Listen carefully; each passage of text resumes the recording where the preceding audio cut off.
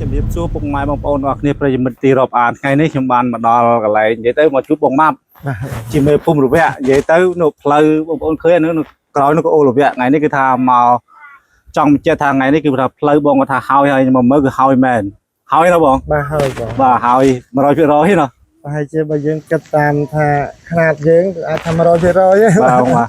ហ្នឹងហើយពុកម៉ែបងប្អូនបើនិយាយទៅផ្លូវហើយគាត់ថាវាមិនមែនជាល្អជាប់លាប់តែយើងអាចធ្វើដំណើរបានស្រួលជាងមុនមុតភ្លៀងប៉ុណ្ណេះហ៎បងគាត់ថានិយាយទៅជួលអត្រាជួលអីគេអូសបានឡើងរួចគោយន្តបាទចោតកើតទេឡើយក៏ឡើងរួចទេឥឡូវគឺហើយអ្វីដែលពិសេសនេះខ្ញុំបាទសូមថ្លែងអំណរគុណដល់លោកសេចទូចអភិបាលនៃគណៈបាលស្រុកកោះញែកលោកបានឧបត្ថម្ភចំនួន1លានរៀលដល់ក្រុមបងប្អូនជាពលរដ្ឋដែលកំពុងជួសជុលនិងធ្វើផ្លូវបេតុងឡើងអូរវៈនេះហើយក៏មានសប្បុរសជនយើងជាច្រើនទៀតចូលរួមឧបត្ថម្ភតាមរយៈខ្ញុំនិងរយៈបងម៉ាប់ថ្ងៃនេះគឺខ្ញុំថាមកធ្វើអូគឺថាបញ្ចប់តែបងឥឡូវបងមានអីផ្ដាំផ្ញើឲ្យអរគុណដល់សប្បុរសធម៌យើងដែលបានចូលរួមបងបាទបងអរគុណមកឲ្យខ្ញុំសូមជម្រាបសួរផងហើយនឹងកាមេរ៉ាផងដែរអ្នកកាមេរ៉ាផងដែរបាទបានជួយមកថតមកផ្សព្វផ្សាយមកធ្វើវីដេអូជូនអ្នកភូមិរបស់ខ្ញុំក៏ដូចជាពួកខ្ញុំដែលជាអ្នកធ្វើនេះក៏វាមានកម្លាំងចិត្តចង់ធ្វើបន្ថែមទៅទៀតទៅតាមអ្វីដែលយើងអាចធ្វើបានអញ្ចឹងណាហើយ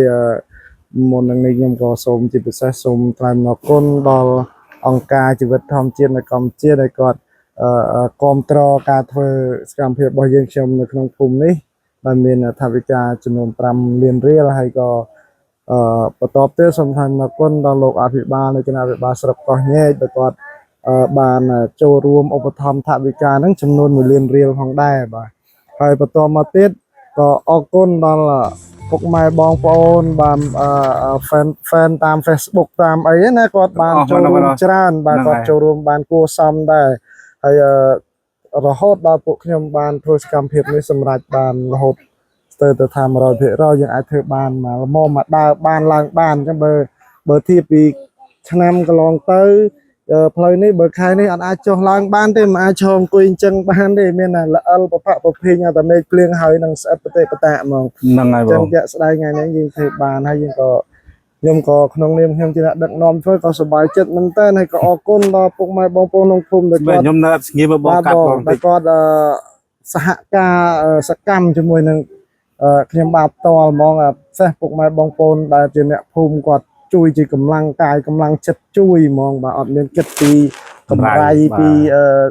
សហយអីទេគឺគាត់ជួយអញ្ចឹងទេខ្ញុំមានអីទេថ្ងៃនេះមានជាចុងក្រោយខ្ញុំសូមជំរាបថាការធ្វើសកម្មភាពរបស់ពួកខ្ញុំនេះចាប់ផ្ដើមពីថ្ងៃទី21ខែកក្កដាឆ្នាំ2026យើងបានទៅចប់នៅថ្ងៃទី26ខែកក្កដាឆ្នាំ2026ដដែលទេរយៈពេលហ្នឹង7មួយអាទិត្យហើយ6ថ្ងៃបាទគឺហើយទាំងអស់ហ្មងបាទក្នុងអំឡុងពេលប្រហែល5-6ថ្ងៃហ្នឹងគឺយើងធ្វើដោយរលូននេះអត់មានបញ្ហាគ្រោះថ្នាក់អីផ្សេងក៏អត់ដែរគឺអរគុណមែនតើបាទធ្វើបានល្អជោគជ័យហើយក៏ជូនពរទាំងអង្គការទាំងលោកអភិបាលទាំងពុកម៉ែបងប្អូនជាពលរដ្ឋដែលលោកជួយជាថវិកាក្តីជាសម្ភារៈក្តីហើយសូមជូនពរប្រកបគ្រប់គ្នានឹងបាទជួបប្រទះតែនឹងសេចក្តីសុខសំណាងល្អរកទទួលទានមានបាននឹងជោគជ័យគ្រប់ភារកិច្ចការងារទាំងអស់បាននឹងពុទ្ធពរ4ប្រការទៀតគឺអាយុវណ្ណៈនិងសុខៈពលៈកំបីគ្លៀងគ្លែកឡើយបាទខ្ញុំសូមបញ្ចប់ប៉ុណ្ណឹងបាទអរគុណច្រើនពុកម៉ែបងប្អូនគាត់ឆ្ងល់ថាថ្ងៃមុនថតអត់មែនចឹងអានេះចុះមកក្រោមបងប្អូនឥឡូវវាម៉ោង7:10ក្តៅពេកខ្ញុំឆ្លៀតមកនិយាយទៅកុំឲ្យថានៅពេលថ្ងៃដែលមកថតផ្សព្វផ្សាយដើម្បីរកជំនួយជូនបងនោះយើងធ្វើកុំឲ្យថាដល់ពេលហើយយើងអត់ប្រាំចឹងថ្ងៃនេះគឺថាមកទាំងក្រាតថ្ងៃបងអូឃើញនៅខាងក្រោយនេះគឺអូរវៈដែលនិយាយហ្នឹងហើយខាងលើនោះផ្លូវយើងនេះកាមេរ៉ាមែនបានណា